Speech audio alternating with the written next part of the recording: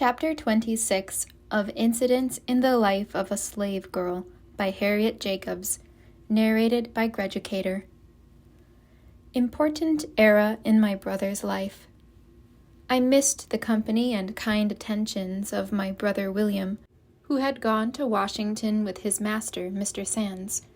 We received several letters from him, written without any allusion to me, but expressed in such a manner that I knew he did not forget me. I disguised my hand and wrote to him in the same manner. It was a long session, and when it closed, William wrote to inform us that Mr. Sands was going to the North, to be gone some time, and that he was to accompany him. I knew that his master had promised to give him his freedom, but no time had been specified. Would William trust to a slave's chances? I remembered how we used to talk together in our young days about obtaining our freedom, and I thought it very doubtful whether he would come back to us. Grandmother received a letter from Mr. Sands, saying that William had proved a most faithful servant, and he would also say a valued friend, that no mother had ever trained a better boy. He said he had traveled through the northern states and Canada, and though the abolitionists had tried to decoy him away, they had never succeeded. He ended by saying they should be at home shortly. We expected letters from William describing the novelties of his journey, but none came. In time it was reported that Mr. Sands would return late in the autumn, accompanied by a bride. Still no letters from William. I felt almost sure I should never see him again on southern soil. But had he no word of comfort to send to his friends at home, to the poor captive in her dungeon? My thoughts wandered through the dark past and over the uncertain future. Alone in my cell where no eye but God's could see me, I wept bitter tears. How earnestly I prayed to him to restore me to my children, and enable me to be a useful woman and a good mother. At last the day arrived for the return of the travelers. Grandmother had made loving preparations to welcome her absent boy back to the old hearthstone. When the dinner table was laid, William's plate occupied its old place. The stagecoach went by empty. My grandmother waited dinner. She thought perhaps he was necessarily detained by his master. In my prison I listened anxiously, expecting every moment to hear my dear brother's voice and step. In the course of the afternoon, a lady was sent by Mr. Sands to tell grandmother that William did not return with him, that the abolitionists had decoyed him away. But he begged her not to feel troubled about it, for he felt confident she would see William in a few days. As soon as he had time to reflect, he would come back, for he could never expect to be so well off at the North as he had been with him. If you had seen the tears and heard the sobs, you would have thought the messenger had brought tidings of death instead of freedom. Poor old grandmother felt that she should never see her darling boy again. And I was so selfish, I thought more of what I had lost than of what my brother had gained.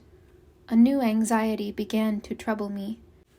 Mr. Sands had expended a good deal of money, and would naturally feel irritated by the loss he had incurred. I greatly feared this might injure the prospects of my children, who were now becoming valuable property. I longed to have their emancipation made certain. The more so because their master and father was now married. I was too familiar with slavery not to know that promises made to slaves, though with kind intentions and sincere at the time, depend upon many contingencies for their fulfillment.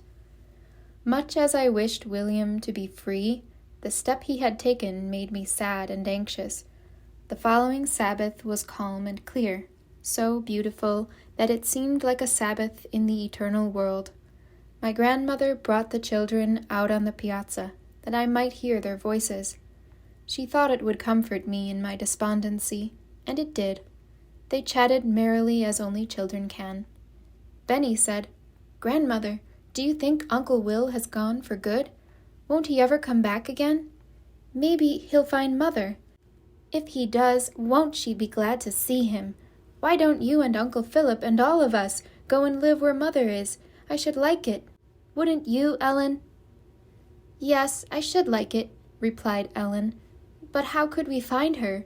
Do you know the place, Grandmother? I don't remember how Mother looked. Do you, Benny?" Benny was just beginning to describe me when they were interrupted by an old slave woman, a near neighbor named Aggie.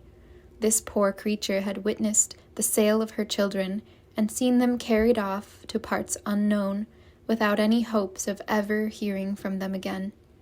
She saw that my grandmother had been weeping, and she said in a sympathizing tone, "What's the matter, Aunt Marthy?" "Oh, Aggie," she replied, "it seems as if I shouldn't have any of my children or grandchildren left to hand me a drink when I'm dying and lay my old body in the ground.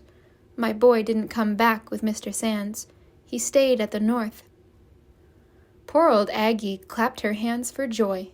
"Is dat what you's cryin' for?" she exclaimed. "Get down on your knees and bless the Lord. I don't know where my poor children is, and I never 'spect to know.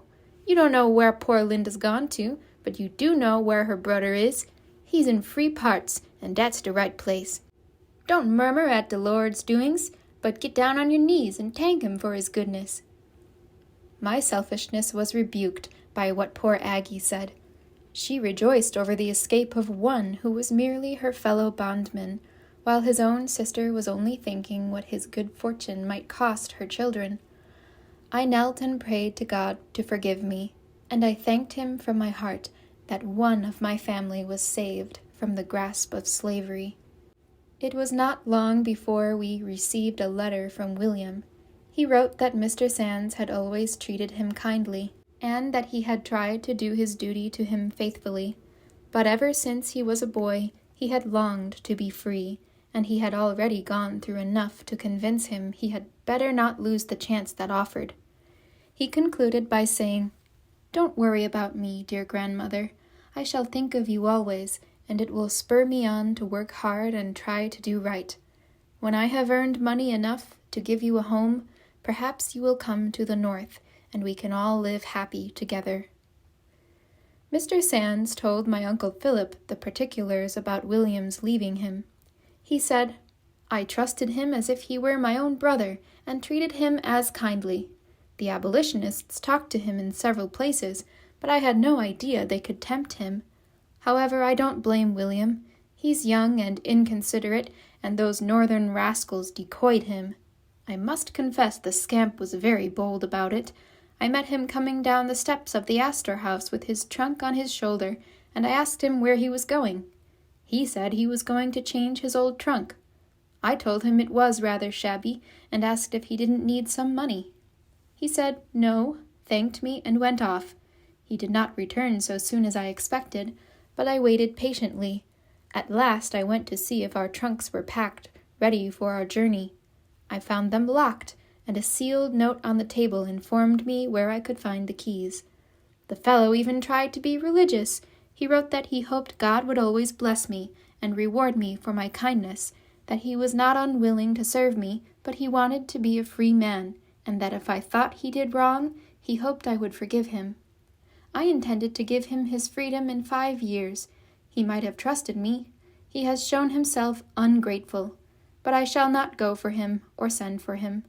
I feel confident that he will soon return to me." I afterwards heard an account of the affair from William himself. He had not been urged away by abolitionists. He needed no information they could give him about slavery to stimulate his desire for freedom. He looked at his hands and remembered that they were once in irons. What security had he that they would not be so again? Mr. Sands was kind to him, but he might indefinitely postpone the promise he had made to give him his freedom.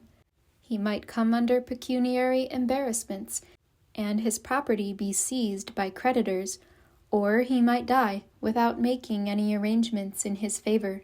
He had too often known such accidents to happen to slaves who had kind masters, and he wisely resolved to make sure of the present opportunity to own himself. He was scrupulous about taking any money from his master on false pretenses, so he sold his best clothes to pay for his passage to Boston. The slaveholders pronounced him a base, ungrateful wretch for thus requiting his master's indulgence. What would they have done under similar circumstances? When Dr. Flint's family heard that William had deserted Mr. Sands, they chuckled greatly over the news. Mrs. Flint made her usual manifestations of Christian feeling by saying, "I'm glad of it. I hope he'll never get him again. I like to see people paid back in their own coin. I reckon Linda's children will have to pay for it. I should be glad to see them in the speculators' hands again, for I'm tired of seeing those little N-words march about the streets.